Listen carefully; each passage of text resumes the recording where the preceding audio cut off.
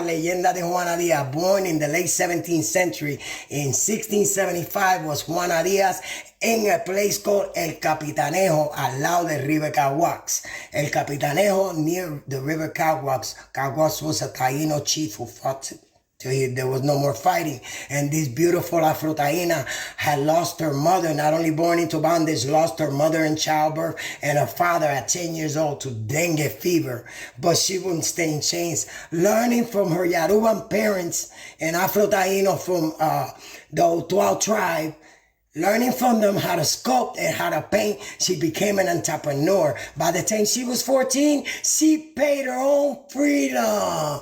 Not only that, she bought 6 acres in El Capitanejo near the River Caguas, right? But that's not why she was known. That's not what she was known. That was, to me, that was enough, okay? That's a queen right there. But she made so much money that she was known as the woman that will make a Puerto Rican say, Diablo, ni yo, ni papi, ni abuelo podemos contigo. She was the Caliza of Puerto Rico in the South. So, of course, at 21 one day, she was going to go buy painting supplies, right? And she stopped outside sugar plantation where there's a Yoruban warrior had just learned Spanish and was cutting the sugar cane, and he looked and he couldn't help but to say, Diablo, tú estás tan dura que ni yo, ni papi, ni abuelo podemos contigo. And Juana Díaz looked at him intently and said, yo me voy a casar contigo. And that man he don't had a stroke, cut the whole field, told everybody about her. Le dijeron paquetero, embustero.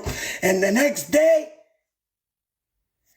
his master called him in the morning, early in the morning, called him, took his machete away. He was really scared, then took his chains off. He really scared and took him inside. And he never been indoor, he been outdoor. So he definitely terrified there. What does he see? Juana Díaz smiling and saying, te dije que me iba a casar contigo, vámonos.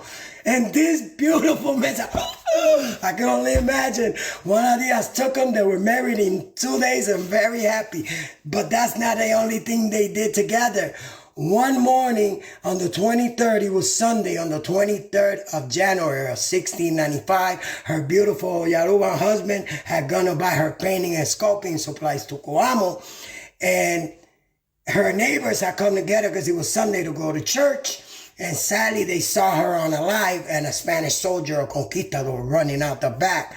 And from what the legend says, desde Coamo hasta Ponce vinieron a darle. Mira, encontraron nada más que el marido encontró cantito. They hit, people from Coamo came and from Ponce came and beat the stat. And by the time the husband came to find out, where's the man at?